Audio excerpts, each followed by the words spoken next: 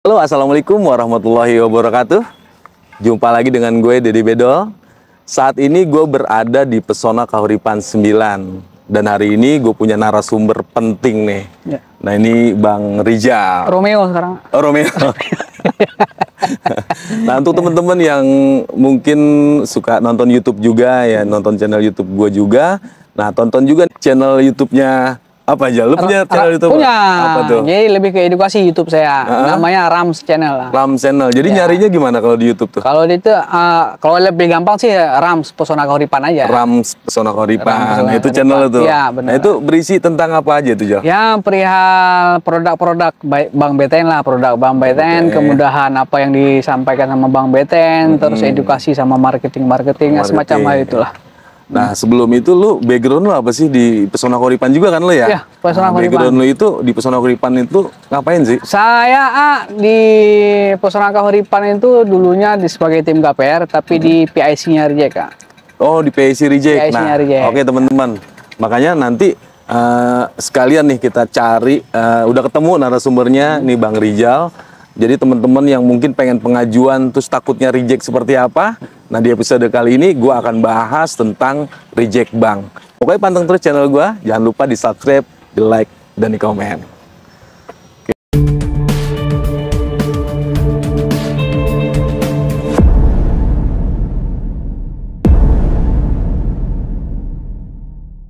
Ya oke teman-teman.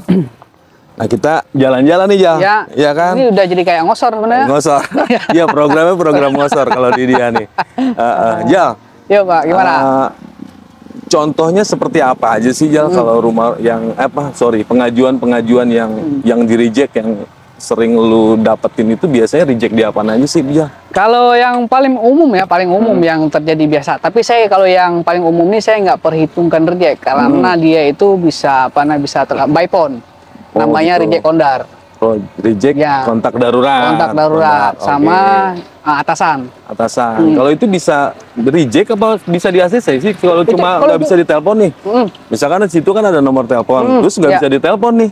Itu reject apa sebenarnya bisa di ACC nggak sih? Itu bisa di ACC ya. Bisa di ACC. Cuma kalau yang ini kan bank kan butuh kejelasan, sama kayak kita kasih duit ke orang, tapi orang yang terdekat ini siapa ini yang bisa kita telepon. Oh, gitu. Itu bank tuh sebenarnya butuh jaminan itu, tapi itu bukan masalah itu. Bukan masalah ya. Jadi nggak masalah. Misalkan ditelepon nggak diangkat, bukan berarti reject ya. Nanti dihubungin biasanya ya. Benar. Kayak gue dihubungin sama tim admin, Bang Dedi ini tolong dong nomor telepon yang ini kalau bisa aktif. Nah seperti itu ya. Ya benar kayak gitu. Nah jadi pernah memang ada kejadian seperti itu. Nah, sebelum ke situ nih, Jal, sebelum kita ke yang lainnya, biasanya kan orang terkendala dengan BI checking nih. Ya, nah, itu BI checking itu kan salah satu penyebab reject ya. Paling parah, karena BI checking itu 90% tuh pengajuan teman-teman di ACC ataupun tidak di ACC. BI checking yang nggak bagus, nggak mungkin di ACC ya. Nah, BI checking nih, Jal. Banyakan kan orang yang BI checking itu ragu nih. Misalkan dia pernah punya cicilan nih. Cuma nggak dibayarin nih, ya kan? Sampai sekarang nggak dibayarin. Nah itu gimana itu? Jadi kalau untuk BI checking itu ada tahapan ya. Untuk BI checking, kalau teman-teman tuh kalau yang lihat tuh ada call 1, berarti call 1 tuh nggak masalah. Call 1 tuh gimana? Call 1 tuh pembayarannya lancar. Jadi nama istilah bank ya pembayarannya lancar. Call 1. Apabila teman-teman menunggak di 21 hari, itu akan jadi call 2. 21 hari ke atas akan call jadi 2. Call 2 ya. Itu yang ini dalam pengawasan, Nak. Itu bisa nggak pengajuan kalau pengajuan bisa kalau bisa kalau pengajuan. Kalau untuk masih call 2 ini masih apa namanya? Lampu kuning lah kalau lampu kuning. Jadi masih bisa ya. Masih bisa. Apalagi masih berjalan dia cicilannya. Berarti masih dipantau tuh. Masih dipantau. Berarti kuncinya bagusin dulu nih. Nah, benar. Bagusin dulu. Lancarin dulu ya kan ataupun dilunaskan dulu. Oh, bisa ya berarti ya. Terus yang dibilang ya, kalau yang udah merah nih. Iya, apa? Mau mulai ke merah ini. Ya, mulai ke merah tuh berarti call 3. Nah, call 4, 5 nih. Kalau call 3, 4, 5 ini ya, apabila debitur ini punya hutang nih. Nggak pernah dibayar 2 bulan, nggak pernah dibayar call 3. 3 bulan nggak pernah dibayar jadi ya call 4. 5 bulan nggak dibayar jadi ya call 5. Nah, ini memang butuh perhatian khusus, bukan lagi dalam pengawasan. Jadi kalau udah call 5 begini, cara untuk pengajuannya dia harus melunaskan dulu. Lunasin dulu. Nah, kalau utangnya. masih lama nih, misalkan gue punya utang 500.000 nih, misalkan 2 tahun lagi, terus gue kemarin bayar emang nggak bener nih, cuma karena gue udah mulai bener nih 2 bulan ke belakang ini, Itu bisa nggak? Bisa pengajuan. Oh bisa. Bisa pengajuan. Jadi si debitur ini melancarkan hutangnya. Apabila tinggal dikit lagi nanti dilunaskan aja. Oh dilunaskan aja, tapi bisa pengajuan ya. Tinggal hasil dari bank apakah harus dilunasin, apakah seperti apa ya. Benar. Berarti masih bisa maju tuh masih kalau bisa maju. Kalau 3, 4, 5 tuh masih bisa maju. Kapan dia pengajuannya? Contoh dia melunasin tanggal 1, ya kan? Nanti pengajuannya lagi tanggal 1 bulan 2-nya. Itu kalau 5? Kalau 5 itu. Kalau 5 misalkan udah lama nih. Udah lama banget. Enggak, misalkan udah 3 tahun yang lalu gue ngambilin, cuma gue nggak lunasin sampai sekarang. Itu kalau 5 kan? Itu jadi kalau bisa pengajuan gitu? Oh, kalau udah nyampe 3 tahun, nah itu udah dihapus bukukan, nah. Oh, dihapus bukukan. Dihapus bukukan. Oh, kalau yang dibilang kalau 5 aktif itu biasanya berapa lama tuh? Biasa 1 bulan aja. Oh, itu masih aktif berarti? Masih aktif tuh. Itu kalau 1 bulan dilunaskan, itu bisa pengajuan. Oh bisa. Bisa pengajuan. Cuma kan banyak yang reject juga. Kalau 5 udah yang ada 2 tahun lalu, 3 tahun lalu aja reject. Iya itu. Nah kalau nama istilah bank itu dihapus dari kolom A. Dihapus dari kolom. Tapi kalau debitur nih udah pernah ngelunasin kalau 5 3 tahun yang lalu contohnya. Tapi masih kebaca itu bisa pengajuan. Oh bisa pengajuan. Bisa pengajuan. Cuma udah dilunasin. Udah dilunaskan. Oh gitu. Yang nggak bisa pengajuan itu yang udah 4 tahun gak bayar-bayar, itu sampai dihapus bukukan sama bank. Jadi dibekukan sampai 2 tahun. 2 tahun tuh pasti akan dibekukan. Oh gitu. Nah, jadi penting banget tuh sebenarnya. Makanya kalau memang untuk perkreditan ya, itu harus benar-benar diperhatiin banget karena apa? Salah satu penyebab di reject itu gara-gara dengan BI checking, walaupun itu sudah kejadiannya di 2 tahun 3 tahun yang lalu, itu tetap masih ada berarti Jal ya. Oke, itu BI checking. Mungkin nanti teman-teman yang ingin informasi tentang BI checking boleh telepon gua aja. Nah, konsultasi dulu lah. Konsultasi dulu. Nah, kita lanjut ke penyebab berikutnya nih. Selain BI checking itu apa aja sih penyebab reject itu? Penyebabnya yang tadi yang awal saya sebut tuh pada umumnya itu adalah kontak darurat dan saya nggak perhitungkan itu sebagai reject karena memang bisa langsung banding di tempat, jadi clear. Terus biasanya itu yang jadi kejadian reject ini sebenarnya debitur nih nggak terus terang di awal lah. Jadi masa kerja. Oh berarti data kerjanya nih. Data kerja. Okay. Debitur ini sebenarnya dulu tuh sudah pernah bekerja di PT yang lama. Udah 3-4 tahun. Pas mau pengajuan dia lampirkan tempat kerja yang baru 8 bulan. Nah itu bisa jadi penyebab rejectnya. Oh jadi yang harus misalkan karyawan tetap itu minimal berapa tahun sih? Kalau karyawan tetap tuh minimal 1 tahun. Nah. 1 tahun? Tetap? Iya tetap. Tetap ya 1 tahun. Berarti yang sering gue bilang berarti benar 1 tahun. Benar 1 tahun. Terus untuk karyawan kontraknya? 2 tahun. 2 tahun. Nah, berarti benar kan? Berarti yang minimal 2 tahun kerja kontrak itu bisa nih. Bisa. Nah untuk pedagang? Kalau untuk pedagang itu minimal usahanya itu 5 tahun. 5 tahun. Ya tapi kan kadang ada pedagang ini yang justru di awal itu ya sama kayak data pekerjaan tadi ya. Dia dagang di Cilengsi 2 tahun. Terus dagang lagi di Depok 3 tahun. Yang surat di Cilengsi ini nggak dilampirkan sama dia. Yang harusnya lampirkan barengan yang tempat usaha baru yang di Depok. Digabungin 2 tahun sama 3 tahun. Bisa? Itu bisa. Jadi debitur ini terkadang tidak menyampaikan dengan terus terang di awal. Betul. Dan lokasinya juga tadi karena baru kemarin nih konsumen gue reject ya. Konsumen gue reject, dia usaha dagang, ya dagang, pas dicek sama BTN, survei dong, ya survei. Ini masih anget banget nih, survei, terus ternyata warungnya itu di luar pagar orang, ya di luar pagar, mungkin pagar kantor atau pagar apalah, di luar pagar, terus ada spare buat dia dagang, terus ada spare lagi jalanan. Nah hasil visit dari BTN itu, ini sewaktu-waktu bisa penggusuran, digusur karena itu bukannya hak milik ya, bukan kita sewa sama pemilik tanahnya, bukan, karena itu mungkin tanah negara atau tanah apalah, gue nggak tahu. Jadi itu tidak di ACC aja. Berarti ngaruh tempat ya? Tempat ngaruh ya. Tapi kalau untuk yang kasus seperti ini, kalau bilang tadi tempat bisa digusurkan, berarti tanah ini ada pemilik dong. Ya, kan? Tapi di depan pagar kayaknya kantor atau apa? Bisa aja, berarti tanah ini ada pemilik. Apakah itu milik perorangan? Apakah itu milik negara? Kan begitu, ya kan? Apabila dasarnya kita sudah ada pemilik, itu bisa digunakan untuk usaha. Walaupun di luar pagar dia. Walaupun di luar pagar. Tapi bukan di tanah jalan. Iya, memang kalau tanah jalan nggak bisa. Iya, tanah dia mungkin disisain spare buat pagar ke depan, buat pelebaran jalan. Benar. Cuma misalkan ada pemiliknya, itu bisa? Masih bisa. Buat bandingnya berarti apa? Buat bandingnya itu kan dia tetap kalau untuk tempat usaha itu punya negara, berarti dia harus bayar ke Pemda. atas dasar dipegang itu sewa.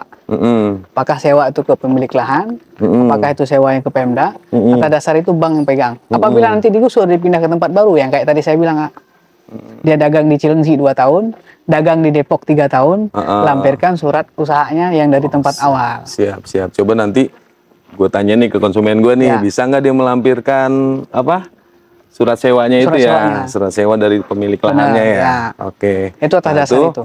Tentang masa kerja berarti kalau yang belum 1 tahun karyawan tetap belum bisa ya. Belum. Tapi terus kalau dia pernah bekerja tempat yang lain, lampirkan aja, namanya paklaring tuh. Paklaring karena gini, ada yang sebelumnya misalkan dia emang ya kerja biasanya kan setahun nih, ya setahun. Cuma di PT yang setahun itu yang lamanya dia PT-nya beda. Nggak jadi masalah. Reject. Kalau saya itu pengalaman saya banding itu udah 2 tahun, Nak. Saya pakai paklaring itu. Karena sebelum saya itu pasti saya konsultasi. Di tempat yang sama itu, Maya? Di tempat yang berbeda. Tempat yang berbeda? Tempat yang berbeda. Walaupun ada yang saya ngobrol-ngobrol itu sama orang Bank BTN. Jadi orang Bank BTN ini memang dia akan ceritakan kita kalau apabila sudah menikah, pekerjaan kita nggak akan milih-milih. Iya. Yang penting kita bisa menafkahi keluarga. Iya, betul. Itu inti yang dipegang sama orang Bank BTN. Jadi apabila tempat pekerjaan yang berbeda, dengan alur kerja yang berbeda, dari admin bisa jadi satpam, dari satpam bisa jadi kadin, paklaring itu bisa dilampirkan asal tidak melewati tahun. Tidak melewati tahun. Ya, maksimal 6 bulan lah. Oh, 6 bulan yang lalu dia keluar kerja, dia ngelamar lagi maksimal 6 bulan yang lalu. Kalau dia nganggur kelamaan setahun nggak bisa. Nggak bisa. Oh, berarti harus nyambung-menyambung. Ya, itu yang jadi patokannya nyambung-menyambung. Gue baru tahu tuh. Oke. Jadi kalau dia putus 1 tahun, berarti bank udah nganggap dia nganggur tahun kemarin.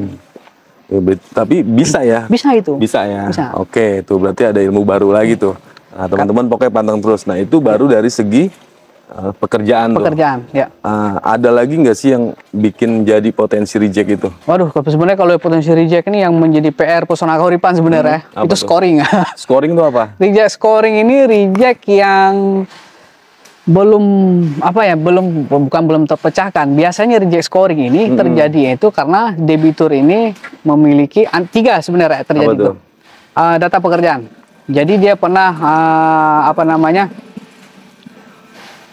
ajukan di perumahan lain, contoh perumahan B, ya kan? Tapi data pekerjaan itu mulai dari tahun 2018. Pas pengajuan di Pesona Kahuripan, dia mulai bekerjanya tahun 2017. Ini kan nggak match nih. Oh, berarti tetap dia namanya masih ada. Masih ada. Oh, berarti udah ke input tuh. Misalkan teman-teman sudah ngambil perumahan lain dengan misalkan kerjanya di PTA. Terusnya majuin lagi di Pesona Kahuripan di PTB dengan nick yang sama, dengan data yang sama, kok data kerjanya beda. Nah, itu bisa ketahuan. Tuh. Itu yang paling sering jadi reject scoring. Oh, gitu, karena berbeda. Kok ini begini, kok ini begini. Oh, berarti udah ke input ya. Ke input. Itu seterusnya akan ke input apa? Seterusnya. Karena kan by data orang Bank BTN. Jadi kalau yang masuk di akal itu kan contoh kita pengajuan itu tempat lain, tahun bekerjanya tahun 2018. Pas pengajuan di Pesona Kahuripan, tahun bekerjanya tahun 2021. Berarti kan match tuh. Iya, match. Ya kan? Nah, kalau tahun 2018 sama 17 ini kan, ini yang benar kerja yang mana ini? Jadi agak, pasti ketahuan ya. Pasti ketahuan. Terus lagi yang reject scoring ini, Polima Dapus bukukan, ini memang nggak ada obat ya. Itu berarti reject. Udah itu nggak ada obat tuh. Belum ketemu obatnya. Karena ya hutang tuh bertahun-tahun nggak dibayar. Atau enggak, itu biasa terjadi itu karena datanya dikasih ke orang. Dipinjemin ke orang. Biasanya begitu. Jadi kakak pinjam data saudara adik. Dia nggak tanggung jawab lah. Nggak tanggung jawab. Dia ngerasa nggak ngambil, padahal mah nama dia yang dipakai. Benar. Itu yang sering kalau terjadi. Sekarang apapun yang berhubungan dengan kredit itu pasti dengan BI checking. Kenapa? BI checking itu merupakan karakter seseorang. Ya, jadi kalau teman-teman sama nih mungkin nyari yang cewek mau nyari suami juga dilihat dulu BI checking. Iya, makanya kemarin Pak Sul bilang kalau sekarang ini kalau tes itu bukan hanya tes HIV ya. Bukan. Harus cek BI checking. Lihat teman-teman yang pengen cari mantu, lihat dulu, dicek dulu BI checkingnya. Kolima bang. Benar. Nggak bohong. Jadi BI checking itu salah satu karakter. Jadi bank menilai seseorang itu dari BI checkingnya. Kenapa dibilang dari BI checkingnya? Dilihat tuh dia pernah ada kredit macet atau enggak. Di saat dia punya kredit, riwayat pembayarannya bagus apa enggak. Terus di saat ini dia masih punya cicilan atau enggak. Nah kayak gitu tuh. Jadi kalau untuk teman-teman yang mau ambil barang apapun kayak KPR ataupun barang-barang elektronik atau apa, itu tetap diperlukan BI checking. Gitu. Jadi walaupun sekarang cuma pakai KTP nih, langsung ketahuan tuh BI checking jelek apa enggak. Nah, gitu. By nick ya. Iya, makanya kalau cari mantu lihat lu BI checking. Benar. Tapi kalau mau lebih pasti, terkadang begini ya, namanya sistem ya, sistem yang manusia bikin, terkadang nick ini bisa double. Nah, jadi kalau sudah dicek BI checking, biasakan kita ada apa namanya perizinan OJK itu. Nah, jangan hasil sliknya, jangan hanya sekadar kita melihat hasil dari contoh cek BI checkingnya ke orang bank ataupun nggak dikasih slik, jangan terus percaya. Udah gitu teman-teman kalau ngelihat sliknya juga belum tentu bisa bacanya juga. Nah, benar. Ya kan? Nanti bisa konsultasi lah itu ke bisa konsultasi nih, saya udah hasil sliknya udah keluar, cuma bacanya bingung nih gimana, karena banyak banget ya. Itu banyak banget tuh. Nah, boleh tuh konsultasi aja ke gua kira-kira ini bagus apa enggak, kira-kira bisa maju apa enggak gitu. Misalkan teman-teman ada niat untuk 2 bulan 3 bulan ke depan mau KPR-nya, ya hasil sliknya dari sekarang nih. Cuma kalau ya teman-teman yang ngerasa memang tidak pernah ada kredit macet, teman-teman memang ngerasa punya cicilan pembayaran juga bagus, nggak pernah telat, terus sudah lunas, terus saat ini masih punya cicilan juga pembayarannya bagus, dan kalau untuk yang subsidi paling nggak lebih dari 1,5 juta.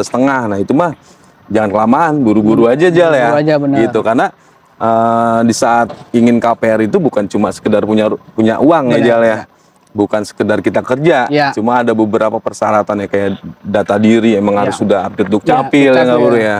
Jadi ada beberapa persyaratan lah. Makanya teman-teman yang sering tonton channel gue, apalagi dapet channel baru lagi nih, Ram Channel. Di sini mungkin lebih detail lagi dia. Makanya mampirlah ke channel Bang Rijal ini. Jangan lupa subscribe juga itu. Subscribe lah, biar banding kita balance ya kan. Iya, gitu. Jadi teman-teman, mungkin itu aja sedikit ya informasi yang bisa kita berikan. Yang mudah-mudahan nanti ke depannya kita akan cari lagi nih. Bahan-bahan apa aja sih yang diperlukan dalam KPR atau apa, nanti kita ngobrol lagi aja. Tapi ada sedikit nih, kayak banyak orang itu untuk perhitungan hutang sebenarnya. Ini kadang terpenting banget ini. Mau apa pengajuan rumah tuh terkadang takut. Nah, jadi biar enak tuh ngitung hutang sama gaji tuh biar di ACC gimana. Kalau dari saya biasa ngitung hutang 1 juta gaji 4 juta. Hutang 2 juta gaji 6 juta. Hutang 3 juta gaji 8 juta. Oh gitu ngitungnya. Itu yang saya hitung biasanya, berkelipatan 2. Jadi biar enak ngitungnya. Nanti teman-teman mau ngitung gimana terserah nanti teman. Yang penting gini, di saat mau KPR tuh yang penting apa? Sesuai dengan kantong. Nah, jangan maksain gaji 4 juta pengen rumah komersil, jangan. Itu udah ngaco itu. Udah ngaco. Beneran. Gajinya 4 juta nih, pengen rumah komersil, pengen yang bagus. Iya. Siapa sih kita yang nggak pengen rumah langsung bagus ya? Siapa yang nggak pengen? Cuma balik lagi, kita cicilannya kuat apa enggak, mampu apa enggak kan gitu, daripada nanti buat bayar rumah ada buat makan nggak ada ya kan, apalagi gaji 4 juta ya, akhirnya gimana cara nombokinnya? Korupsi ya jangan itu jangan. Ya makanya kalau cari rumah paling nggak sesuai dengan kantong, jangan maksain. Jadi kalau rumah subsidi ini kan angsurannya cuma 1.200.000, 20 tahun, 15 tahun berapa? 1.400.000, 10 tahun 1.900.000. Nah itu flat tuh sampai lunas ya kan, flat sampai lunas. Jadi teman-teman nggak mikirin bulan depan naik gak nih ya? Karena gaji nggak naik-naik misalkan. Gaji 4 juta nih nggak naik-naik, cuma cicilan naik terus. Pusing nggak? Pusing. Nah kalau rumah subsidi kan dia flat. 1,2 ya udah 1,2, berarti budgetin 1,2 buat bayar rumah. Paling nggak anggaplah ngontrak kan gitu. Nah ke teman-teman yang pengen rumah komersil juga boleh ya kan? Boleh. Makanya tergantung penghasilan. Kalau pengen rumah komersil berarti cicilannya dia lebih dari 2 juta nih. Yang dibilang tadi Bang Rijal, berarti patokannya paling nggak di atas 6 juta, 10 juta lah ya. 10 juta baru boleh. Jadi jangan sampai buat bayar rumah ada. Buat yang lain-lain anak sekolah nggak ada. Tahu kan anak nggak sekolah apa segala macam. Makanya kalau cari rumah mah sesuai penghasilan aja. Konsultasi aja dulu. Konsultasi aja dulu. Apalagi teman-teman yang belum pernah KPR ya Bro ya. Belum pernah kredit rumah di Jakarta, sudah merantau, kerja udah 5 tahun, 10 tahun, masih ngontrak. Kalau teman-teman geser sedikit kan, ini lokasinya nggak terlalu jauh dari Jakarta. Nah, ini 15 tahun ke depan, anggap aja kontrak jadi milik sendiri. Nah, gitu, punya aset tuh. Nanti masa tua pengen di kampung, boleh jual aja di sini. Karena nilainya pasti lebih tinggi. Jadi beli di kampung lebih besar. Gitu. Jadi di Jakarta ya jangan kontrak. Ataupun di Bogor jangan kontrak. Jangan kontrak. Ambil di Pesona Kodipan. Mumpung angsurannya flat dan kita juga lagi ada promo Bro ya. Promo benar, promo besar-besaran. Promo. Nah, di sini tersedia 2.400 unit. Ya. Itu rumah subsidi sama rumah komersil. Ini tetangga semua tuh 2.400 orang. Bisa, satu kecamatan. Satu kecamatan. Ya. Mungkin itu aja bro ya, untuk episode kali ini. Mudah-mudahan bisa bermanfaat buat teman-teman. Salam dari gue Deddy Bedo. Saya Rizal Aceh. Salam dari Pesona Kodipan. Gue lupa. Hilman, ya, kameramen kita. Kameramen nih, masih dilupain ya kan. Ya. Oke, terima kasih. Assalamualaikum warahmatullahi wabarakatuh. Di saat ke Pesona Kodipan, jangan lupa passwordnya bertemu dengan Deddy Bedo.